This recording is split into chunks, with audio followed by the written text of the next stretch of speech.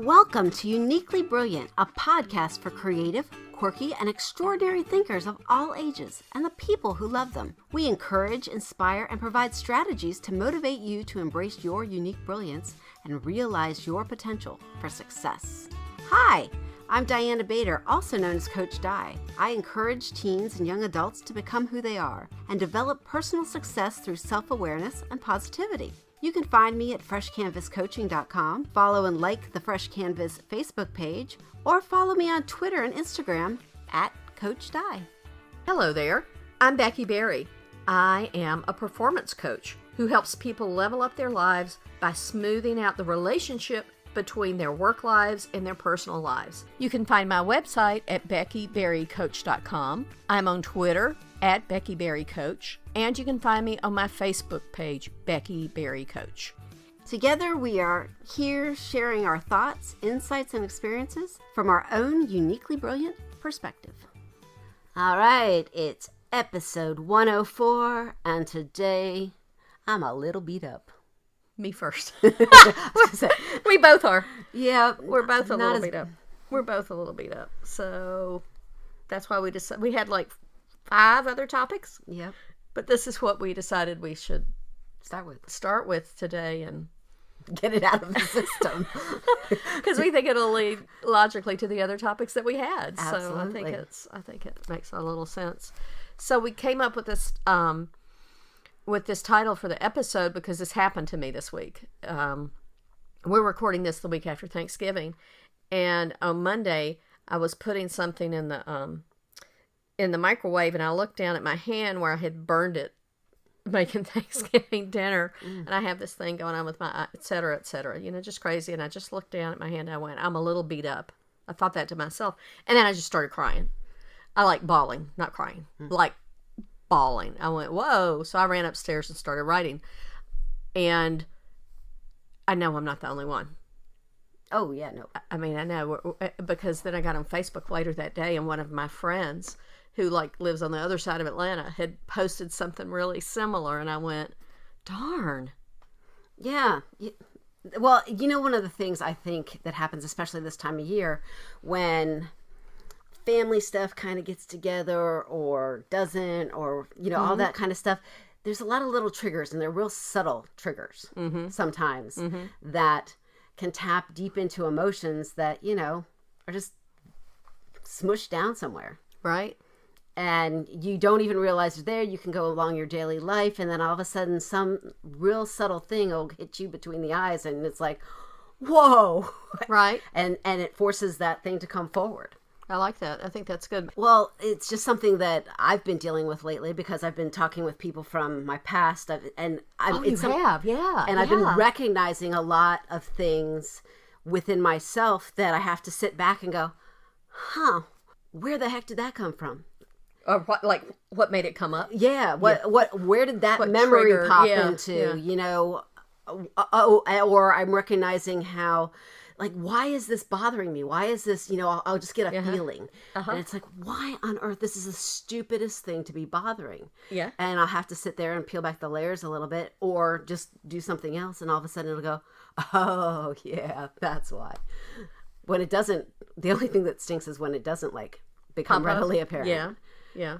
But so far, most everything has been doing that. Well, I think it's so true that the holidays are just full of triggers. Mm-hmm. Whether you had great holidays as a kid or as an adult and not, there's the E word, expectations, and all of those emotions that go along with it, particularly if you've got little kids or kids, and where are we going, whose house are we going, just the whole negotiation that is the holiday season if you're lucky enough to have a family. Yeah. And that's one of the weird things for me this year is, our traditions are very small. They're very compact. And, everybody was like, oh, what are you doing on Thanksgiving? Oh, I'm driving back from Florida to avoid the traffic. Yeah, but you went. When did you go? Sunday? Yeah. Yeah. But we just went to Florida. Mm-hmm. My one son was sick. And then my other one started having asthma problems. And so we laid around and fished and went out to eat every once in a while. And you got a big one. I saw the picture. Yeah, that was the first night. Yeah, that was. It was caught a big. What kind of fish? It was just a stupid catfish. Oh. They're not. They don't count in our. Oh yeah, world, that's you said that right. But it was about 3 of my feet long. Yeah, it was pretty huge.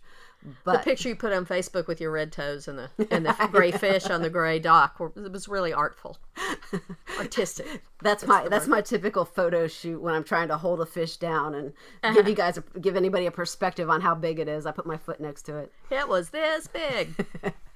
I love it. Yeah, yeah.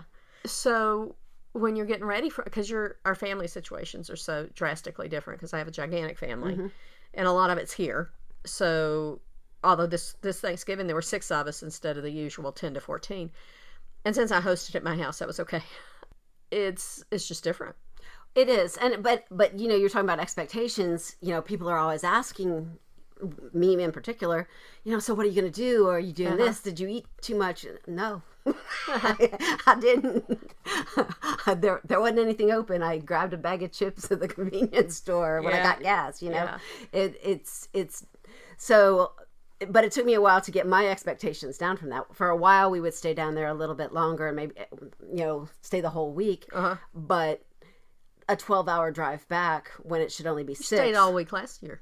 No. Didn't you? I No. thought you did. Well, did you have one of those drives back, or was that another time? That was a different time. But one of the funniest things is one of the reasons that made this easy to switch is they started playing the Ohio State-Michigan game on Saturday. Oh, so you have to be... And we don't have cable in the condo. So oh, I love it. So you have to come have priorities. Back. Well, and driving in that traffic would definitely leave you a little beat up. Yes. A little beat up. Well, I think that, managing expectations and just the work of, well, you know what? Even just the work of deciding what to do can be well, when you're going back and forth, tricky. That's that ping pong or that little scheduling thing. Pinball. And you got down there and it wasn't okay, right? It's like somebody been in the remember and this trip. You know how time flies, and I lose track of time. This is when you went down and things were weird at the condo. Or before my brother. Oh yeah, yeah, because all this started even before you got in the car and went down there. Oh yeah, because you're already beat up. It was yeah. This wasn't so bad though. I mean, I'm so used to bigger things that beat me up that I've learned to manage the little ones. See, there you go. And so to me, it's like, it's just a nit. Yeah, I can handle this, right? Exactly. And I think so. Perspective, very much so. Like maintaining a perspective very of what's much going so. on. Very much so. Yeah. So that's real key for me is adopt. But I haven't always been that way. I mean, and you're going to change because you're going back home. Yeah. So. Well, that'll be interesting. It will, but I've learned so much in the last few years. I mean, little thing. Oh, well, the other thing that happened when I was down there too is my my debit card got skimmed. Oh, that's right. So, and do you think it happened while you were down there? No, it happened. No, it happened here because the charges were here, and to the tune of over $1,000. Oh my gosh! And so while I was down there, I mean, anybody knows that ever had this happen, so they had to shut down my debit card. I almost never take any other cards with me. I know you don't. Down there, I usually take cash, and I was like at.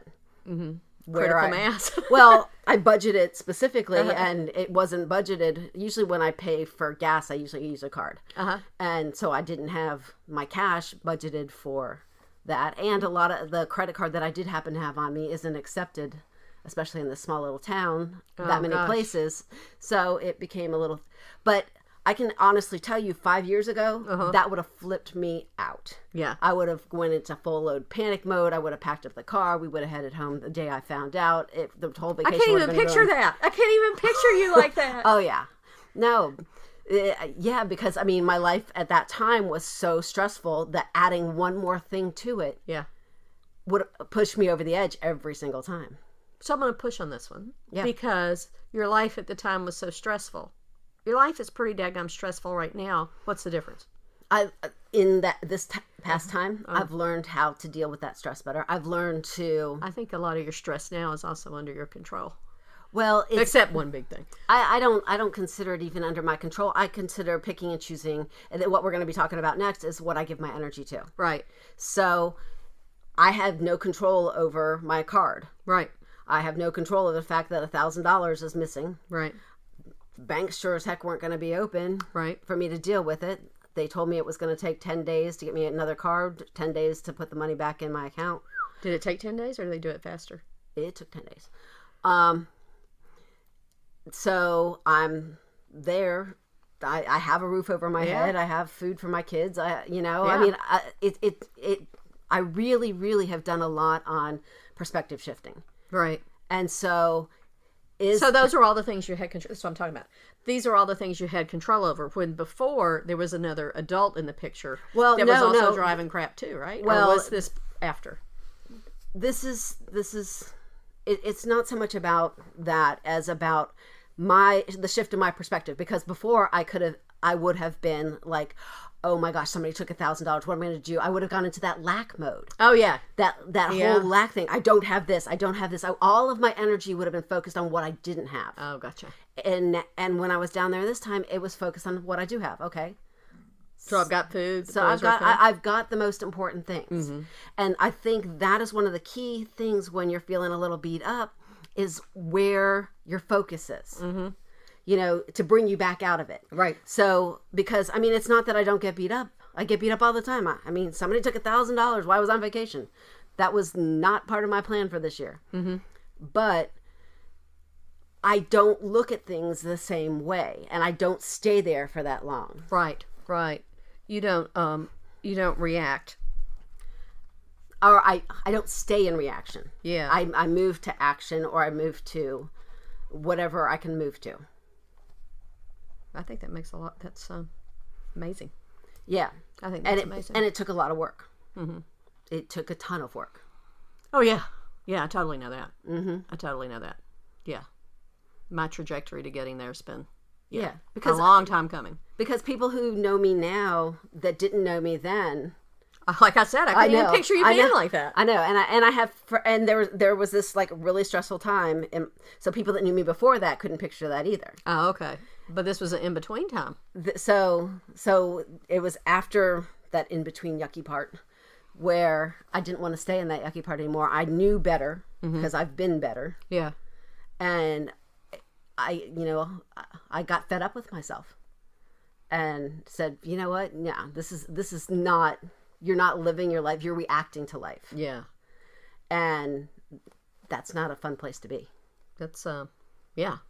Well, talk about being beat up. You're constantly beat up because there's no way to recover. And it also feels like a little bit of a victim mentality. Yes. Because that lack and victim thing can go together. And so you'd feel like you don't recognize that you have some control. Well, and one of the interesting things as I was going through all of my divorce stuff and that stuff that was post that, I came across an article that really helped start to change my perspective. Yeah. And I was just telling a friend of mine about it the other day. It said, when you're caught up in drama, name it, like it's a soap opera. Oh, I love that. You've told me this before. I'd totally forgotten about it. And I had talked to my friend about it the other day. He's caught up in a bunch of stuff right now, too. If it's who I think it is, yeah. He sure is, yeah. And I said, so I was telling him that. And so at 4 o'clock in the morning, I couldn't remember what I called mine. 4 o'clock in the morning the next day or whatever, I woke up and I remember my drama. My drama was General Chaos. Instead of General Hospital. I love it. I think that's great. But the other thing that I realized why I was laying there at 4 o'clock in the morning is that drama is still running.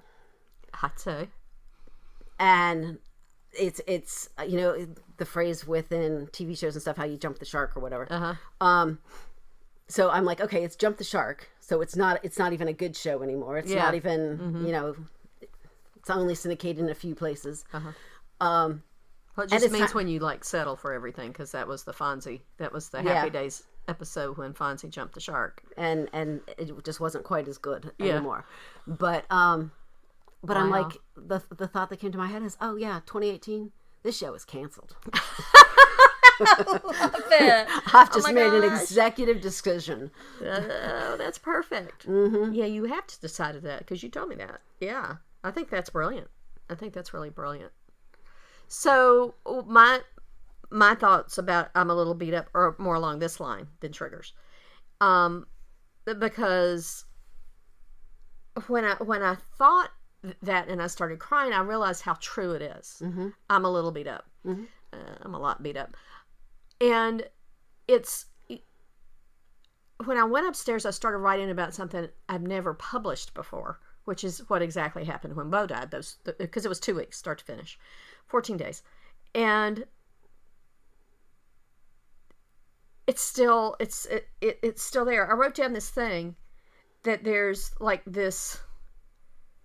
I mean, I've done a lot of work on it. You know, if you listen to the podcast, you know, because you've heard me working on it out loud. But it's still like this river, you know, that sits under, you know, a lot of stuff. And what I did after he died was, you know, I taught for another year. Then I went out and did my own thing. You know, I started coaching.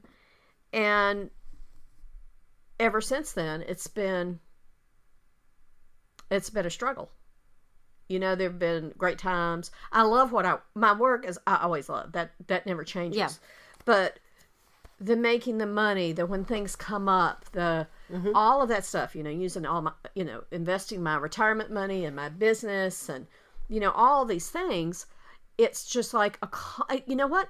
It's like going through a car wash yourself. Right? Just picture it. Mm-hmm. First you get slapped by the things that wash the car, right? Yep. And then you get run up and down by those damn brushes, right? Those darn brushes.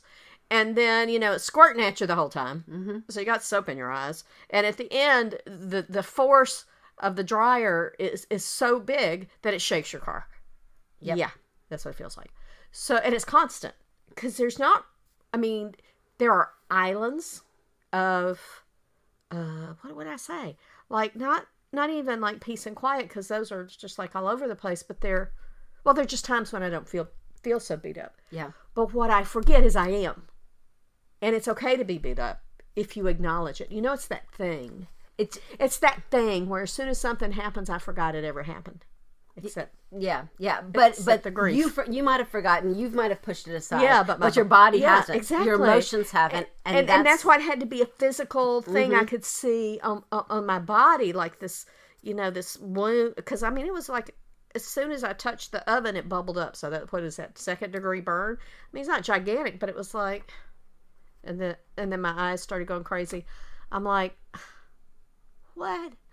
But I do, and I think it's really important that, you know, the big events leave you feeling beat up, but you can see those. Mm-hmm. You know, he died. That was horrible. That was all that stuff, right? But it's the day to day. Yes, it's the day to day. Yeah. Why haven't you been in the grocery store? Well, I just don't really have any cash, and I said I wasn't going to use those credit cards. So, you know, it's that. But in the middle of all this, you know, Ken got a great job. He pays me like $1,000 a month rent, which really helps. So then that kind of makes it go to the back burner. Do you know what I'm saying? Mm-hmm. So it's okay. Yeah, right. No, because I'm still struggling, and I'm struggling a lot, and I get frustrated, and I get angry with myself for not doing what I'm supposed to do, because I wasn't going to say the word should. The things I know I need to do. Yep. And that all has to do with business. And it's just, I think that it's day to day numbs you to it. You know, like that book I told you about. What's that thing to change? What is it? See, I can't even name it because it's like resistance. That how we're resistant to change is because we're scared, and the fear, and we don't change because we've become comfortable with the fear. We can name the fear. We just like coast along on top of it, right? Yep. And the name of the book is Immunity to Change. Jeez, oh Pete. It's like I used to say the Serenity Prayer inside out. So it was, God grant me the serenity to accept the things I can't change, or something. Mm-hmm. And my therapist would just crack up. She's going, are you going to ever learn it the right way? And I was just like, she goes, but this works for you. But it's just constant. It's just constant. And I'm used to it. So I'm numb to it until I'm not. Until something triggers. Yeah. Until something pops up and sets it off. Yep. Right? And then I'm like, oh, okay. Like, I remember thinking about Kennedy in this same context in college when he was having a lot of trouble. And he did. He hasn't graduated. Don't think he ever will.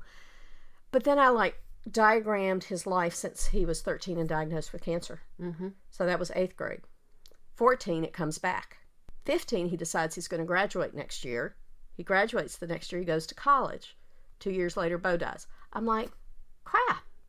Whoa. This is a lot. And this really is resonating with me lately because I've been working with a young woman who's been trying to explain to people why things have been so untenable for her. Yeah. And it's hard for people to understand what all that churn feels like. That constant going through the car wash, walking yourself through the car wash thing, how that beats you up constantly, no matter how hard you've worked on it. I think a lot of it matters, at least for me, a lot of it was about slowing down because we moved so fast. And so 5 years ago, when I had my jaw surgery and my mouth was wired shut. Talk about a metaphor. Yeah. And Sandy Hook happened, and my son was having his first high school finals. Oh, wow. Or midterms, I guess it was at the time. And during that, my other son got an award after having a horrible first semester and our house being egged and people beating up on him at school and everything like that.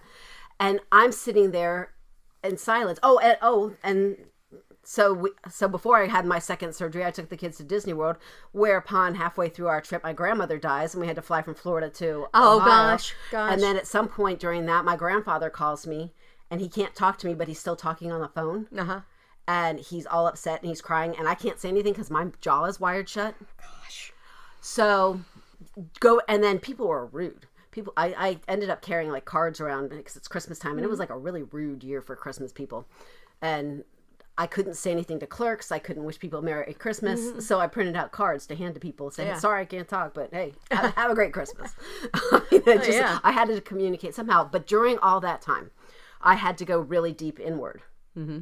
And I had to deal with a lot of that stuff and I had to slow down. Yeah. And all that stuff pops up. And that's one of the things we don't do on a regular basis. I mean, I was forced to. Yeah. But that's one thing we don't do enough of is slow down and not read. Stop! Why are you looking at me like that? Because that's what you do. You still are doing something active. You have to slow down. You have to go in. And you have to get it out. So you ready? So how do I get past this, right? So what have I been doing in the last 2 weeks? Uh-oh. I've meditated every single day. Awesome. I think I did 20 minutes yesterday because I just couldn't bring it in. Mm-hmm. I couldn't reel it in. So what I said in my notes about recovering from this, some of it is only going to change gradually. So I just have to deal with it. Yep. So I have to find a way to divert that energy.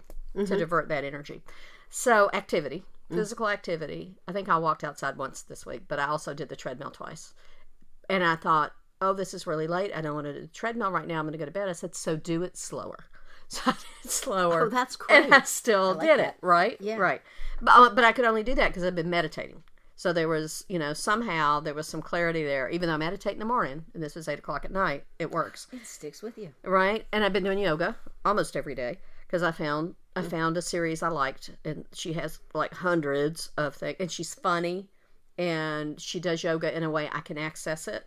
Like I told you, she like wiggles around. And I'm like, oh man, I can do this. And you have to have a mind-body connection when you're doing yoga. Yeah, exactly. So, and I just make it work. I'm like, I don't care if I don't start work until 10 o'clock. Mm-hmm. I think yesterday I got a little behind. Luckily, my client was behind too. I text her. I'm like, oh, I'm running 10 minutes late. She goes, oh, me too. This is great. So it will still take me down. I'm not gonna lie because it's the freaking holidays followed quickly by January, which is when he died. And Ken's birthday's the day before. So anyway, all that's like, and it starts in October. You've watched it for 2 years now. It starts in October. And I just have to know that that's it. I just have to know that that's it. I told you I was going to cry if we did this, so here it comes. I think the most critical part of this is that I have to write it down. Oh. Because anybody who's ever read my blog post has read about grief. But I haven't written about those 14 days. And you want to talk about just being beat up. That was like going through a buzzsaw that you can't hear, that is covered up with something soft covering those edges so you don't even know you're being shredded.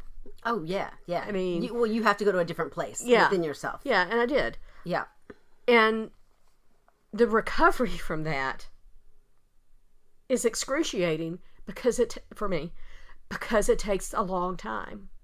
I think I've said before that when I found my therapist again, I hadn't seen her in 7 years. Like the month before I went back to see her, she shredded all my files because it had been 7 years or whatever.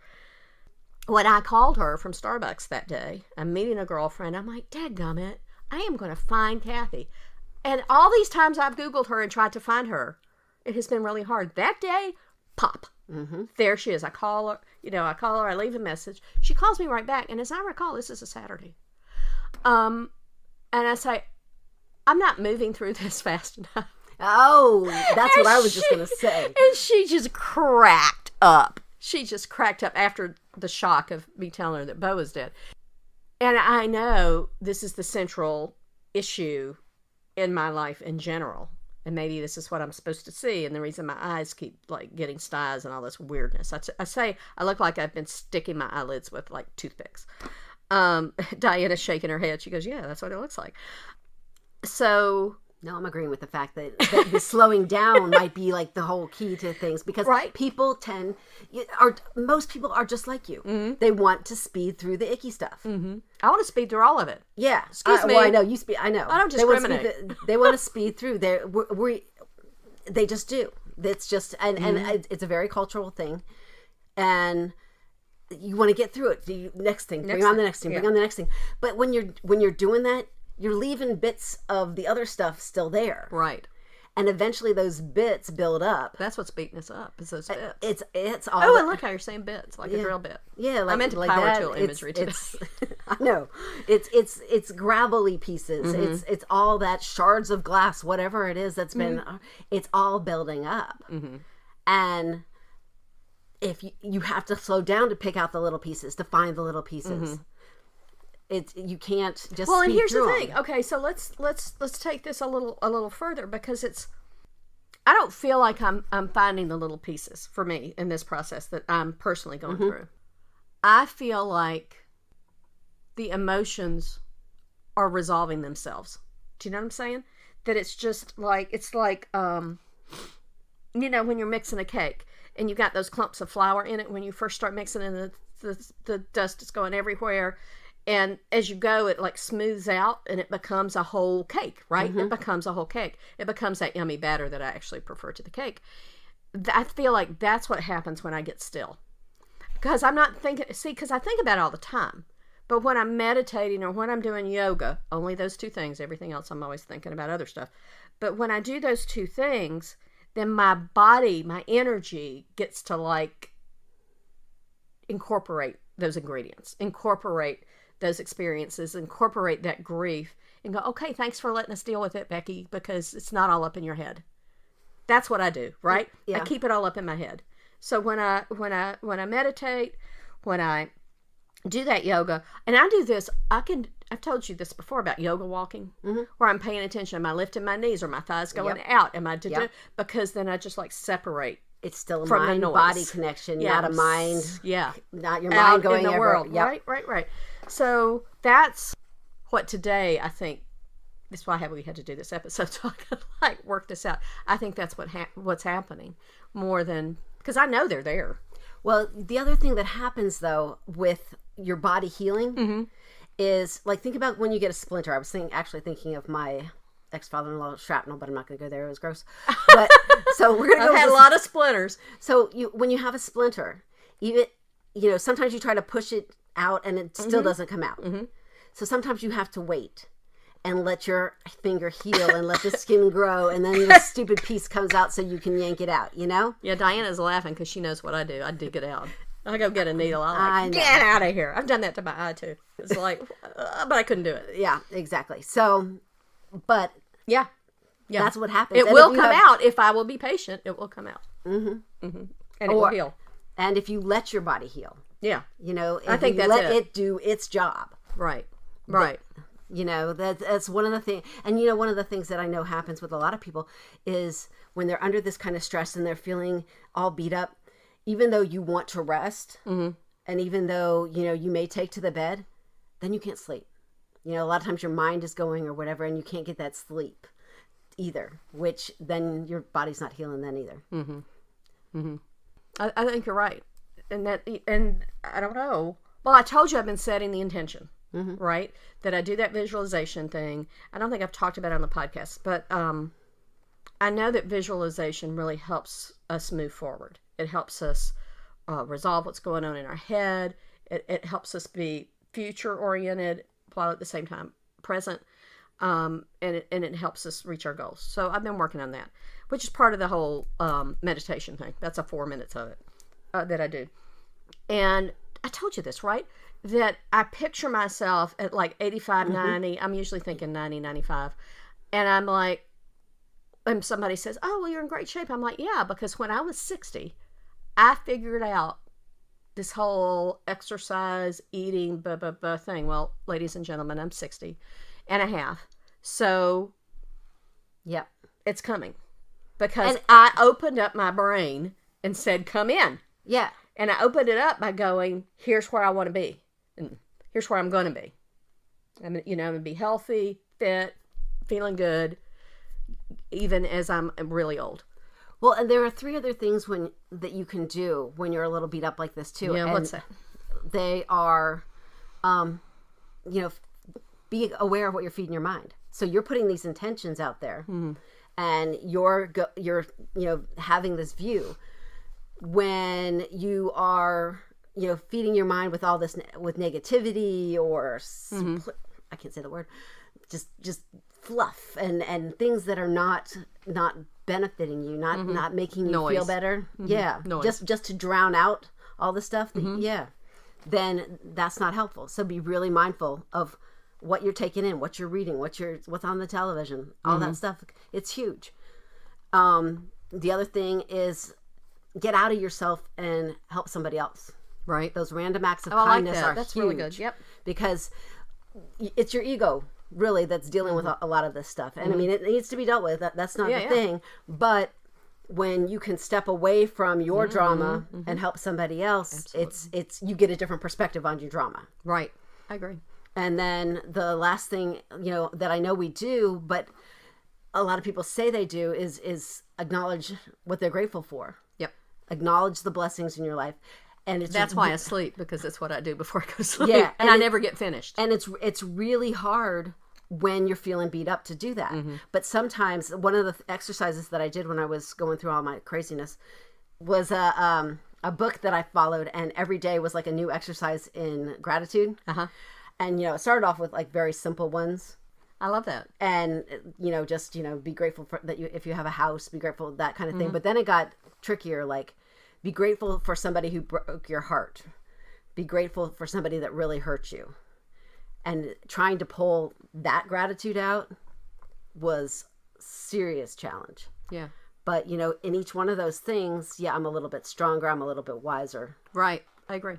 I think that's, I think that's really important. We learned about the gratitude, about doing the gratitude practice in Al-Anon, where we would talk about on those really bad days, you go, well, I'm thankful for the grass and the road and windshield wipers and gas in my car, just whatever to pull you out of your brain and to pull you out of yourself. And I think that's one of the best techniques. I love it. And then again, just anything that will quiet your mind. Yep. Anything that will quiet your mind. Oh, okay. So, wow. One of our longest podcasts ever. Oh my gosh. I hope it's it sure helped me to talk it out, so I hope it helps people to hear it. So you think we can come up with a stamp of brilliance? I hope so. Listen to her laughing. All right, we'll be right back. All right, today the stamp of brilliance is I'm a little beat up, and that's okay. That's exactly what just came into my head, as if I have a choice. Well, but if we do, if we go, I'm a little beat, but that's okay. Then it makes it a little easier to take the next step. Because, hey, we all get beat up once in a while. Oh, my gosh. All right. You know? Thank you for listening. If you enjoyed the podcast, please share it with a friend. Also, take a minute and rate it and leave a review on iTunes. Check out our website at uniquelybrilliant.me and sign up to have the podcast delivered directly to your inbox. Shoot any thoughts, comments, and suggestions to talk to us at uniquelybrilliant.me. You can also reach out to us on our Facebook page, and don't forget to like us. And now you can find us on YouTube. Yep, YouTube. Until next time.